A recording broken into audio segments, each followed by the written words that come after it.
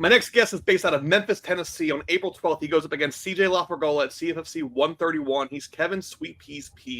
How's it going today, Kevin? Great, brother. How are you? Can't complain. I mean, I say Memphis, but it don't look like Memphis behind you. You at home or you down south? You down in Florida? I'm down in Florida, but it's always Memphis time. No matter where I'm at, the piece of Memphis, a piece of the soul of Memphis is there and it's thriving. But I'm down in the beautiful South Florida, got the sun shining on me, the great work, all the great training partners, facilities. So I like to spoil myself in training camp because it's so hard doing all the work. Yeah, you can't hate the Florida weather versus, even a little more north gets a little flaky sometimes. I know I It's love hot. being in Memphis for the time I was there. So Yeah, it's um, gray. and it's definitely a hotbed of MMA who's being really overlooked. There's a lot of killers out of there. I mean, recently they just got at least publicly known now to like Danny Barlow. There's Hmm. Raheem. There's you, and then there's like 30 other guys that like Law and all the other schools in the area. Everybody from Memphis has that grit, that grind, and that heart that a lot of other places don't have. And it's because we haven't got all the nice things. We haven't got all the nice opportunities that some of these cities have and some of these other places get. So we're just all fighting tooth and nail to make it. And there's going to be a lot of great talent coming out of Memphis from all over the place. I second that as a whole. I mean, there's a reason why I watch Attitude MMA and Conflict. Yeah, They might be they didn't make it to the fight pass yet, but they're still, that's the building block that gets you to like the CFFC and the LFA. So, uh, 100%. but speaking of CFFC, that's obviously who you're fighting for next. We ran into each other at 128. I think we had the most weirdest introduction at the check-in booth because I was like, I think that's Kevin. And I Yeah. think you just look at me going, what the fuck is this guy looking at me for? And I was Uh, delirious. And when we talked there, ahead of that fight, you kind of flew up for a purpose, let's call it, because Elijah Turner versus Eric Nolan, marketed as title eliminator. Winner fights you, who the broadcast even said welterweight champion, not welterweight contender, champion. Mhm. Champion. And even between the both of us, I'm on the Alonzo side. I scored it for him. Mhm. You scored it for Eric. And I can't disagree with either one of our scores because it was that close. And it kind of mentioned you were kind of told that you were supposed to fight the winner. You didn't. I know there's another name passed around. I won't say it. You can say it if you want to. But the fight never came to fruition, and now you're not fighting for the title. What happened, and how's things on your end? I flew up there to get a title fight. I think going up there was perfect because I got to feel the energy of New Jersey and the fight atmosphere, and it's awesome. It's intense. It's the bright lights. I scored it for Nolan, but it was very close. I could see why they gave it to Alonzo, and I think because Alonzo won, even though that's a great fight with me and him, two undefeated brothers going at it. It doesn't get better than that, but I think the guy they wanted to win didn't win, so everybody got left out. No one got what they wanted, and I'm here fighting LaFragola.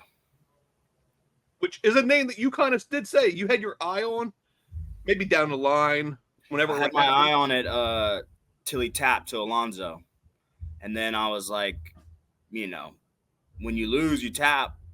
I think you're out of the title picture or whatever, but I think he's one of their favorites, so they want to put him up against me to see who's who and what's what.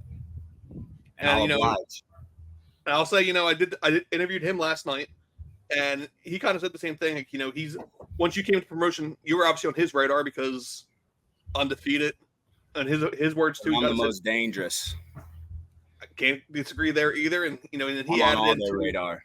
that it would have been better if he would have beat Alonzo, because then this fight would have been that O versus O, and it would have been.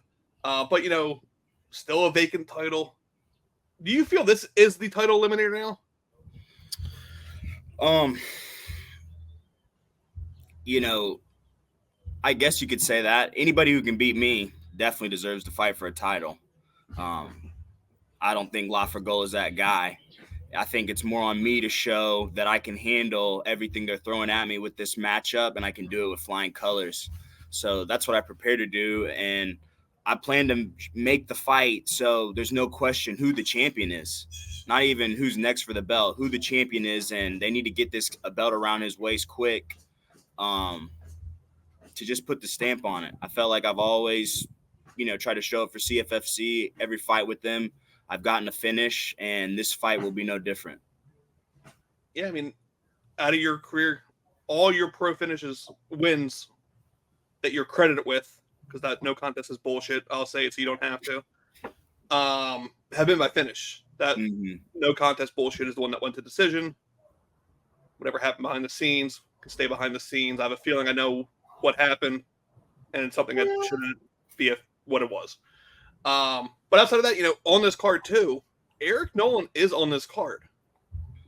So ideally, the promotion could probably get their dream matchup if the cards go the right way. You win, he wins.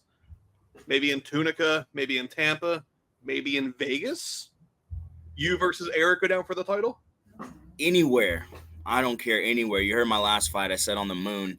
It does not matter.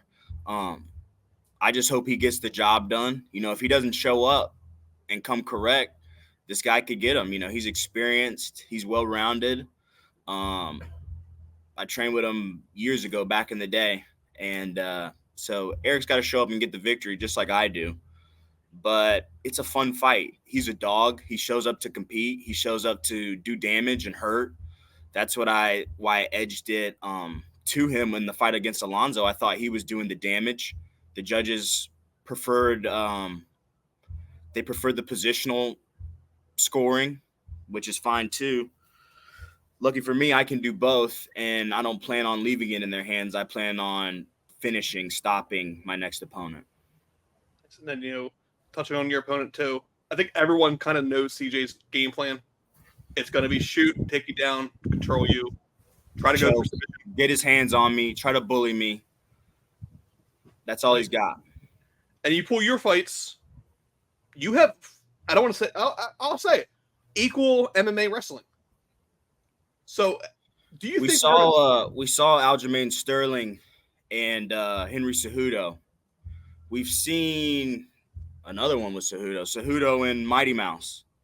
We've seen so many great wrestlers come into the sport, not be complete fighters, and the wrestler with not as many accolades, but who's been in the sport, dedicated to the sport, living and breathing it every day, 100% focused on it. He comes out and he puts on a show that people didn't expect. I plan on doing the same thing. I've dedicated myself since an amateur like a professional. I took on tough fights then. I take on tough fights now. And I'm always improving, looking for the finish, looking to get the gold, looking to show the company that whatever company I'm fighting for, CFFC, UFC, it doesn't matter, that I'm ready. I'm coming to put on a show. I'm coming to finish, and I'm always going to come correct. And no matter what kind of fighter you put me up against, I can defeat them, And, and it shows you're kind of touched on why you were in Florida. You are at Killcliff. You're even wearing the Aper Fitness shirt right now. Richie Lewis's company who's at Killcliff as well. The real Jersey guys know. And, who have you been training with for this one ahead of this fight? A lot of great guys. Trained with Vicente Luque when he was getting ready for his fight. Trained with, Logan Storley, Richie Lewis, Yasuka. He's in the UFC. I can't remember his last name off the top of my head. Nikita. These guys are they're like my brothers, and they push me so hard in the gym, and I try to do the same and push them as hard as I can. And, like iron sharpens iron, a friend sharpens a friend. And at Killcliff, I got a great relationship with my training partners, and it's just impossible to not get better with the great coaching staff, great environment, great energy. And we just clock in, day out, 2 times a day, and we just work. And when you dedicate yourself like that with the focus, compounded with how I've been doing it for years, all the other things I put in, it makes you excited to get to step in a cage with these lights on it and show who you are. Nice. And then, keep beating around the bush about the title. I pulled some history on the title too, because if you even just go back through the history, Charles Radke, UFC, Raheem Forrest, right on the cusp of it. Should have been one of them. I think he'll still be there in the next year. Johan Lioness, former UFC Basil Hoffas, UFC Jeremiah Wells, UFC Sean Brady, Lyman Good, Jonathan Webb. The list goes on where like this title is the ticket to the next level. If you're playing matchmaker, are we getting the title next? I know I've asked that like 3 different ways already in this interview, but is that's next? I mean, who else are you going to give it to? Who's there? Who's exciting? Who's fun? Who can you look at and go, man, that kid's UFC ready right now? You know, I don't know if a lot of these guys are UFC ready. And by UFC ready, I don't just mean entry level. I mean top 25, top 15, top 10, top 5 champion. You know, you got to cover a lot of bases to do that. And I don't see as many guys walking the walk as they say they are. Nice. And then, you know, the film never lies. That's you can't edit it. It shows everything. Never lies. So I know, you know, we hit on the fight. We're in fight week now. I know you have other obligations today as well, so I don't want to hold you up too long. So I'm going to pass the mic to you. You have obviously all your sponsors. You have your teammates at both up in Memphis, down at Killcliff, friends, family, everything. I want to pass the mic to you to kind of give everyone the flowers they do, and we'll wrap it up and, you know, promote the actual fight itself afterwards. Mike's all yours. Awesome. I just want to thank Henry Hooft and Greg Jones and the whole team at Killcliff for just creating an awesome environment for all of us to get better and to push us and to get us in the best shape mentally and physically for war. I want to thank Memphis Judo and Jiu-Jitsu, my team back at home, all those guys who've got me this far all these years, who supported me my whole career, who when I'm spending time with my family are there keeping me sharp and keeping me on edge. My coaches who will be cornering me, Rosendo Sanchez, Saeed, Greg Choplin. You know, these guys have just poured in so much energy to me over these years and given me so much of their time. I'm eternally grateful. My mother, my wife, my son, you know, I love them. And I pray every night that I make them proud when I get in that cage. Beautiful. And I mean, so again, the fight is Friday, April 12th. We are days away. You know, UFC fight. And I'm gonna beat the drum one more time. This is a title eliminator. I don't care what game they want to play afterwards. Who else? I'm gonna pull your quote. Who else is there? The winner of this fight, title versus the winner of, let's just say, the Eric Nolan fight, just to pick a name. I'm hoping he wins. I'm praying Eric wins. You know, I'm scared if he doesn't win, I won't get the fight. So I'm praying Nolan wins. You know, we've seen it happen before, as recently as just a couple months ago. So yeah, you get the win here, you get the title fight, Contender Series in August. That sound good on your end? Sounds good, but could get another belt. I wouldn't mind taking 2 belts out. Whether we go up, whether we go down, I don't care. I can fight at any weight, you know. I might chop a leg off and try to make 125 one day just to shake it up. So, and with 2 belts, they can't deny it. You know, there's no Contender Series at that point. And it's fun. It's fun doing this. It's fun going in these guys' backyard and trying to take their gold. You know, it's fun putting the work in day after day to put on performances to, you know, give people something to, you know, enjoy in their free time when they paid for the tickets and come to the show. It's fun talking to you guys, and it's all just so enjoyable. I'm very blessed. Awesome. You know, April 12th, CJ LaFragola. I want to say someone's oath has to go, but my boy already knows. His oath was gone long ago, you know? And some guys can't live with the pressure that, it's too much being undefeated, you know? I just focus on winning and dominating and putting my opponents away, and everything will take care of itself. Awesome. Best of skill. I look forward to watching it. Thank you for your time. Thank you, brother. Thank you for your time.